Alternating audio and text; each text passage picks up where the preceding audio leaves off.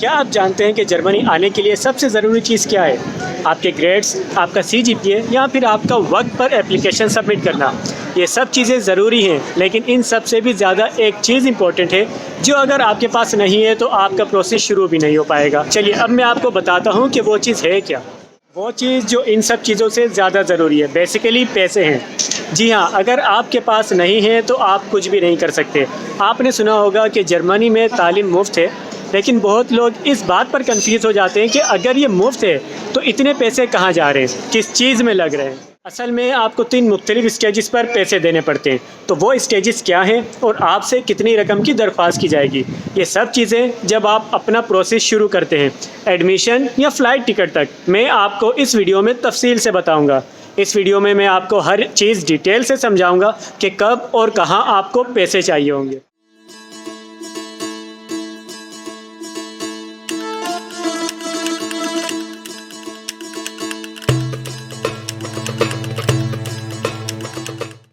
सबसे पहली चीज़ ये है कि ये rates euro to PKR conversion पर है और PKR का रेट वक्त के साथ ऊपर नीचे होता रहता है।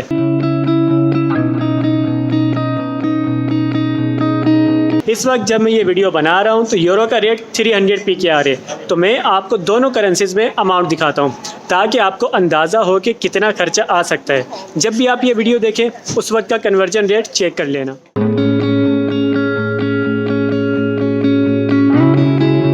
पहला स्टेज एडमिशन से पहले।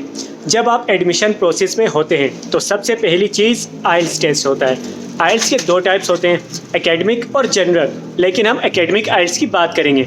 आइल्स का पेपर बेस्ड टेस्ट 63,800 PKR का होता है, जो कि ऑलमोस्ट 212 यूरो के बराबर है।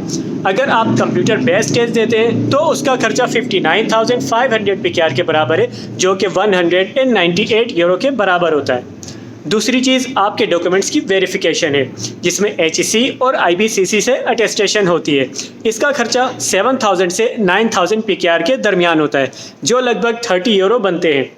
तीसरी चीज़ एप्लीकेशन फ़ीस होती है, जो कुछ यूनिवर्सिटीज़ में होती है और कुछ में नहीं। अगर आप यूनी असिस्ट के ज़रिए अप्लाई करते हैं तो वहाँ 150 से 250 यूरो तक का खर्चा होता है, जो कि 45 से 75,000 PKR बराबर है। कोरियर चार्जेस जैसे DHL या TCS, कोरियर चार्जेस 7,000 से 9,000 PKR तक होती है, जो कि 30 यूरो के बराबर होती है। स्टेज नंबर 1 पर टोटल खर्चा कितना आएगा? मिनिमम खर्चा 458 यूरोस, लगभग 1,37,000, और जबकि मैक्सिमम खर्चा 512 यूरोस, जो कि 1,53,000 पाकिस्तानी रुपीज़ में बनता है।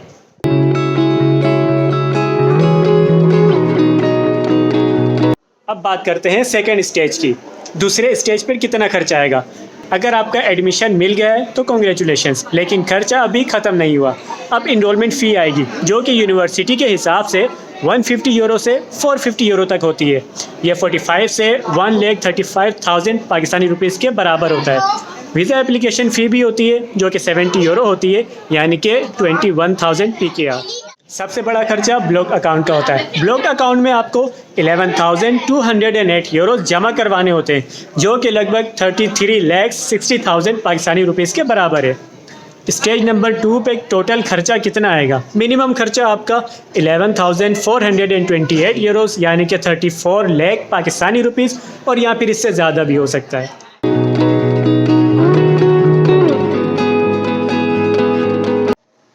हमारा तीसरा स्टेज वीज़ा के बाद शुरू होता है।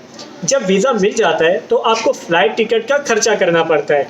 एक तरफ की टिकट लगभग 450 यूरो के हिसाब से होती है, ऊपर नीचे होता रहता है, जो कि एटलीस्ट 1,35,000 पाकिस्तानी रुपीज़ के बराबर है।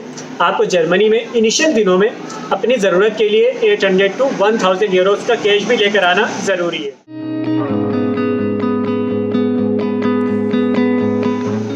तो टोटल खर्चा कितना हुआ? मिनिमम खर्च 12,308 यूरोस, लगभग 37 पाकिस्तानी रुपीज़, और मैक्सिमम खर्चा 13,1100 यूरोस तक भी जा सकता है। ये जो मैंने 3 अलग अलग स्टेजेस के एक्सपेंसेस बताए, तो ये टोटल एक्सपेंसेस है जब आप जर्मनी आने का सोचते हो। तो उम्मीद करता हूँ कि जब आप जर्मनी आने का सोच रहे हो तो आपको एटलीस्ट ये पता होगा कि आपका एक्सपेंस कितना आएगा।